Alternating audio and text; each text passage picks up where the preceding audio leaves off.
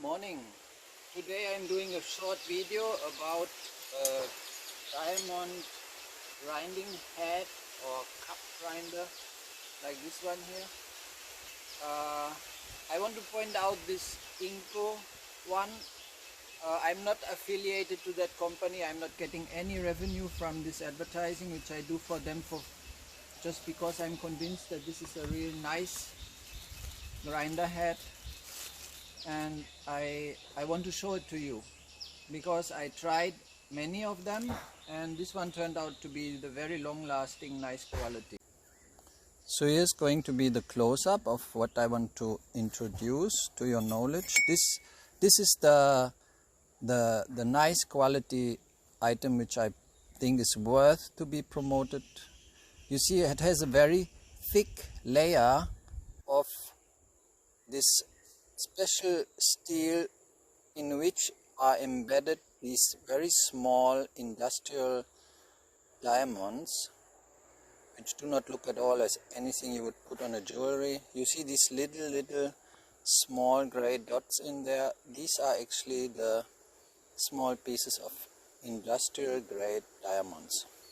Now when you look at the thickness of the top part, you see on the left side is the steel plate which is having no diamonds inside, and in the front on the right side, now with one hand, again I cannot show that so easy, you see where my finger is, this is actually all the layer. And when you buy a grinding disc like this, you should have a look first how large it is and how thick it is. Now compare this with one of these. Now this is another brand, I don't do any finger pointing at them, there's a different price. This I got for only basically $3, exchange rate more or less of today. And you can see that here the surface is not that large. It has maybe another purpose also, but for the work I'm doing, which is to carve stones, to give them some shape. You see here all these stones, I have been rounding them.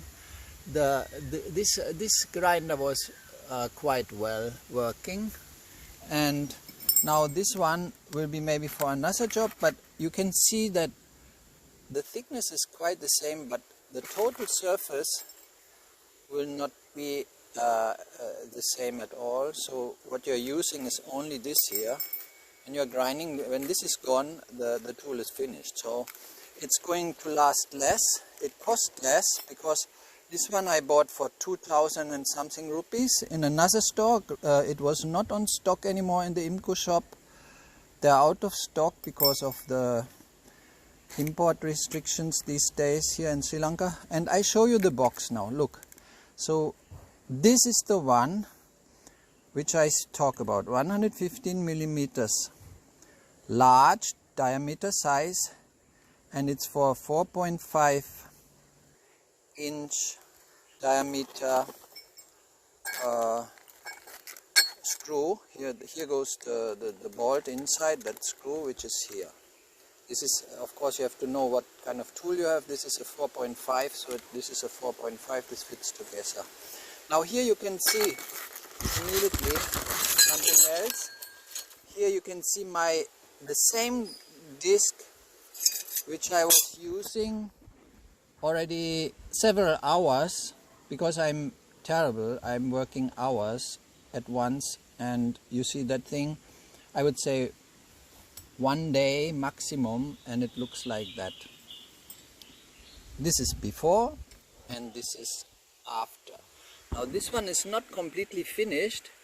You can see here on the edges, I tried to make that close up. You see here is still a surface with small industrial diamonds inside. So this disc can actually be still used to polish stones or cement or whatever. I'm using it for stones. You can see on the edge that the steel plate is not yet reached. I'll show you later in a few minutes how much I was polishing with that single disc. Compared again to this one, which is brand new. I'll show you how this one is working also in a couple moments. And now I show you some which I have been using previously of all kind of different brands, which are actually worn out. So you see, I have been using this one. It's finished, you know. I don't know which brand it is. Doesn't matter. They all fulfilled their role. There's even a smaller one. Sometimes it's good to have a very small one if you want to go in some corners. You see, I use these two. They get rusty because here we can still see there's still a little bit of diamond coated area left. So such a disc, if you have nothing better left in your stock, you can always still polish something with it. It will make a couple sparks, because once you see the sparks showing up by grinding, like fire little sparks, that means you are grinding on the steel.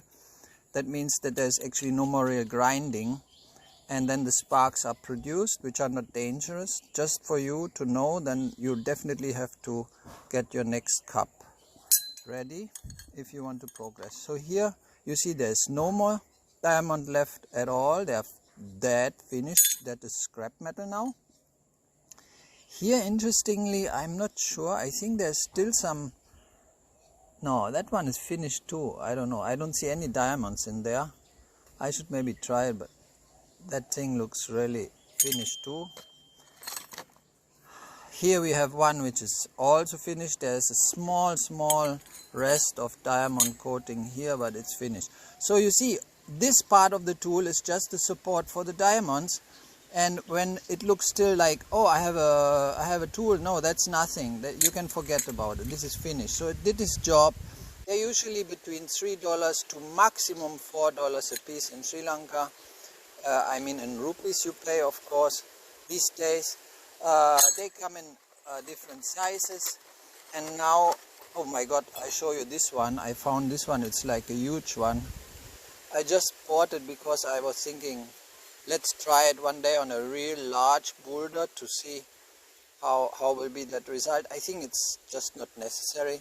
You can use this to polish a floor maybe, or a large stone which should be flat, so it's maybe more easy. But today we continue with this one now. Another thing I'm telling you now, because when the grinder is working there's so much noise I cannot comment. When you put your new head on top of this tool, at the beginning it will not be as comfortable to work with it, and it will make you feel like, wow, that's not precise, because the thing has a tendency to like shake very hard on the stone, and we don't want a smooth movement. So this is because the balance of the surface of this entire item is not yet done.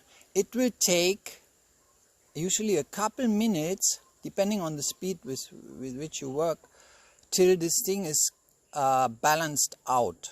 You know, it will lose the heights and the lows which are making it unbalanced. I don't talk about the rotation this way, I'm talking about the surface. You know, when the surface is not totally smooth, and according to even to the way it fixed on your tool, it all depends. Because if I take this one now is fully balanced, I would say, when I polish it, it's like smooth, and I can really work very close, small, nice surfaces without getting these hits and cut lines. So when you work with it, and you would just now say, okay, my other blind, I want to put another blade, and then I will put this one back. You know, like sometimes you want to cut the stone and then you put this one back. Then again you have to balance it. It's not going to be smooth anymore. It's maybe going to be smooth faster, but it's again not in balance. This is not a big thing, but it's good to know. So now I will just show you real quickly to finish this video how this actually looks when I work with it.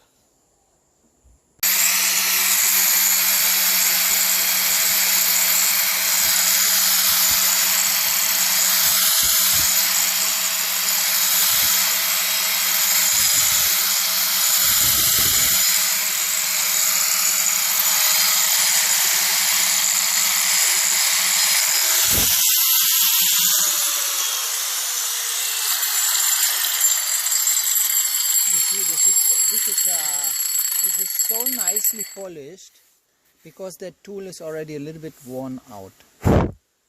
Now I show you the new tool, how you have to manage with the new tool at the beginning on some other surface instead of ruining this one. So let me show you first the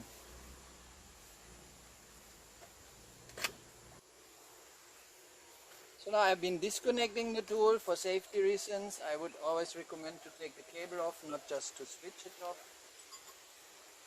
We want to put the new grinder blade and replace this one. Now we take here the button. I think most people know this. I just want to show it to those who have no experience. We introduced this key, which is a special key with 2 fingers on it. And now, my goodness, no, this should go off. It did, so lucky me. I turned the screw. I hope I'm in focus here. And we will take off this used blade now, and you can see there's a small washer here. We can use it again, although it exists in the box of the new one. So let's immediately take the new one. Here, this one. The box looks like this from the top, from the side, from the back, this side and below. So now I'll open this. I take out the item. There's a plastic bag. Now I put this on the side. Inside the plastic bag should be that little washer. You can see that little washer here. If it's lost, you may use the other one, but now I'm having 2. I keep this one for later. Maybe I can use the new one, why not? So now on your grinder is already that thing which usually goes off if you want to put some other tool, but this should be there. You see there's a special position even on the INGCO grinder here, which is not what on all grinders is the way it's done. So here I put now the head exactly on the spot where it has to be. You see there is a steel round shaped raised part there which fits exactly the 4.5 hole of that grinder. Now cup. Here this little ring I put inside, so you must be very precise. This thing needs to go inside and not be on the right or left. It's going to make a problem. So just put it inside. You see it's easy. You must take now this screw. This screw has a part which has a raised part and it has a part which is flat. Now in case of this precise tool you need to put the flat side down. Yeah, this round part is for other tools which are much more raised. If you put it this way, the blade would not be tight enough. So we put this one on top. We first can screw it in the direction of a clock work. I put my finger on the locking button here, this one, and while I push the finger I can feel that the axle is blocked, and now with my hand I was putting the screw tight enough, but to be really sure that it is not getting loose, we still take again this one here. I have a good light now, that's why I'm happy that there's a good sunlight showing you this in nice colors. And I make it just a little bit tight enough like this. Don't make it too tight, it's going to be very difficult to release the tool later, which also can happen to me. So now the tool is tight and the unlocking button should return in its original position. Is it doing? No. Yeah, now it did. So I want to tell you one thing. You know, I'm not promoting this INGCO grinder itself. I'm only talking about this thing, okay? This one is good. The grinders, I'm not satisfied. So that's really my genuine opinion. These are supposed to be industrial grinder. They are, for the work I do, not strong enough. They are defaulting for many little things. The switch button is usually getting stuck by the dust. Dust is entering here, of course, and here you see that cable protection is already pulled out. It should not happen. I have to put it back. I have to unscrew here. Okay, so INGCO will not mind. I just tell my honest opinion. This thing is for homework tool enough, but for many boulder polishing and other hard works, I have to look for another grinder. This one is in need of too much maintenance, and sometimes can even get a little bit dangerous, because when it suddenly stops to work and you don't know why, and suddenly it starts to work again, that's terrible, you know. So still I'm happy now to work with it, because I got used to this. I know I'll have to buy another one very soon, because it's getting close to the end of its life. And I'll plug in the cable now. So before plugging in, I better turn this on top, so in case anything happens.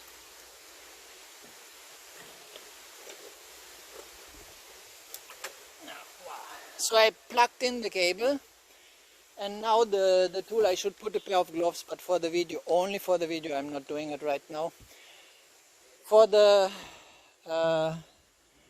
just for the sake of showing you how the new blade is not really in balance, which is normal, and then you will not get such a nice soft finish with this tool. So that I can always catch up later when the tool is older. I'll come back and finish to work with stone, but to show you how this bouncing is actually initially always happening when we start with a brand new grinder tool, and especially also when it has been put off and on.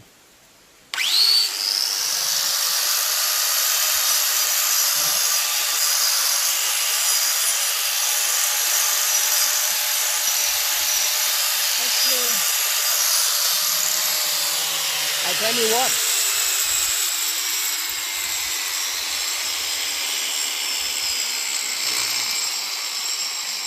now I'm surprised. I can feel the vibrations a little bit. I'm surprised this one actually is already pretty smooth working from the start. So I'll find another stone, maybe more hard, to see if that is making a difference. But it will never be an issue. You just have to know that at the beginning, if you want to do some very nice finish surfaces with this quite rough tool, you better start with a tool which has already been grinding a couple stones before elsewhere.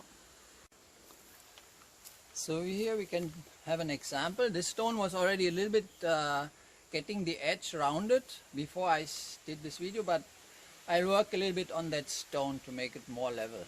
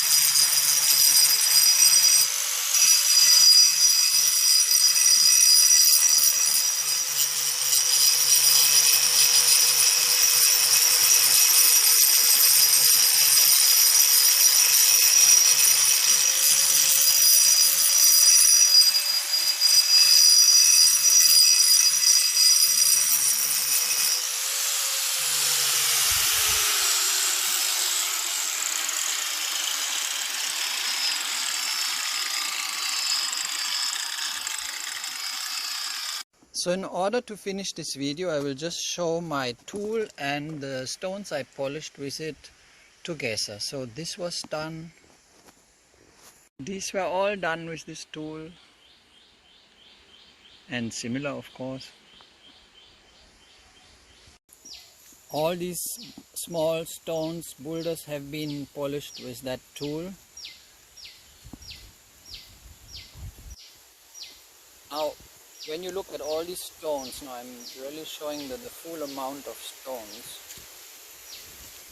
and all the edges which have been rounded, there's still the dust, so this is really recent work. You can know with one of these you may do it, but you should expect to use 2 of these to do this job. 2 of these blades and you are sure to do this kind of amount of stones in this way. And it depends of course on the type of stone you have. This is very hard, extremely hard stone, and although the diamond blade is able to polish it really easy, it uses the diamonds of course. So depending, if you have some very soft stones, you will not use as much the diamond coating as I did on these very hard rocks. On the rocks before you polish them, they look like this, you know, and this is really very sharp. I wouldn't like to sit on this, and it doesn't look nice to me because it looks like freshly broken. Here you have still one stone which has a sharp edge on the back side, which we don't look at when it's inside the wall, but the front I like it to be round like this. You see one down there is still sharp edges having. So what I can do is I'll do that one now to show you how much time it will take to do it, but I will not show the entire process, just more or less tell you how much time it took.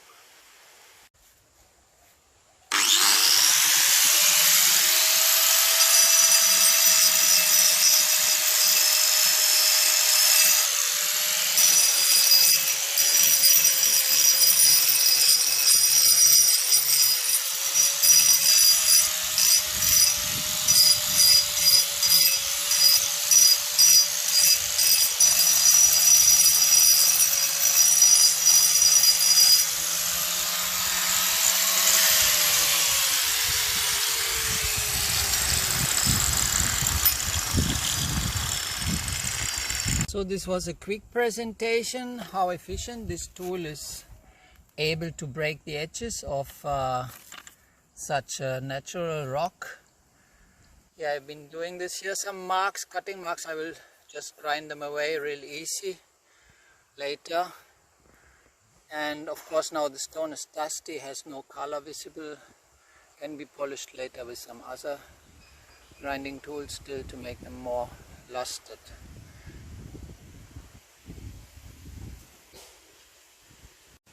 I still like to give you one very important advice. First of all, this tool is dangerous. It is not that dangerous if you take your precautions, but everybody has to learn, and I can tell you my experience, which is that when you hold your tool, always hold it with 2 hands. Never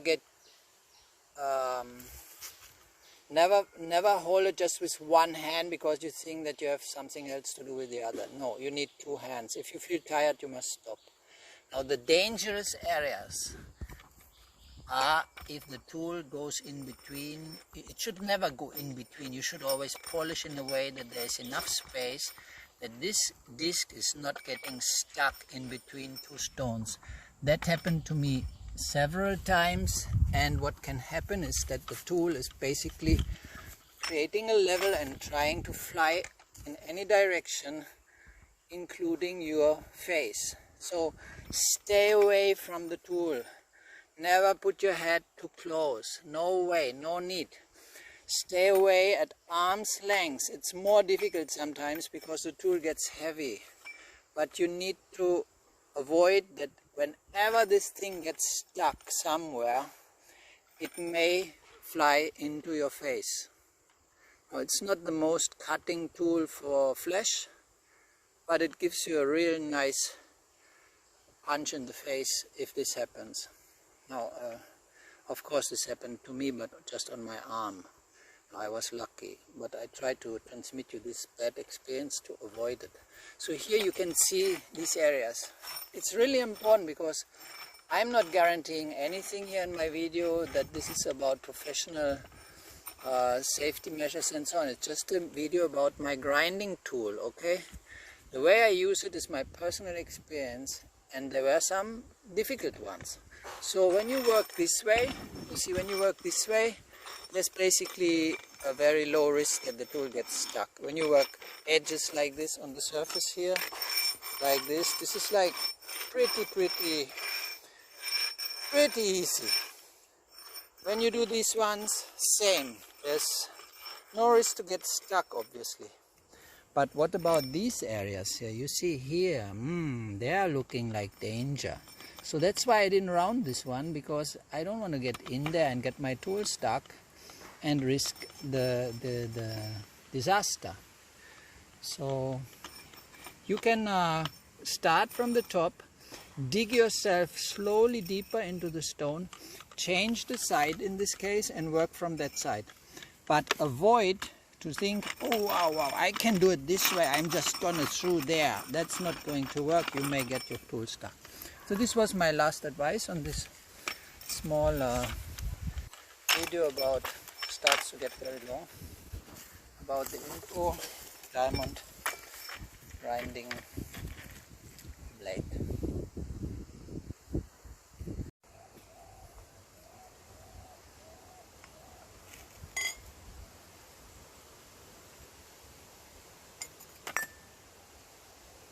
Thanks for watching, and I have many different videos on my channel. They are not all interesting for everybody. There are different kinds for different people. This one will be only for the people who like something to know more about these kind of tools. I have some other tool videos on my channel, but they are not the main target of my channel audience.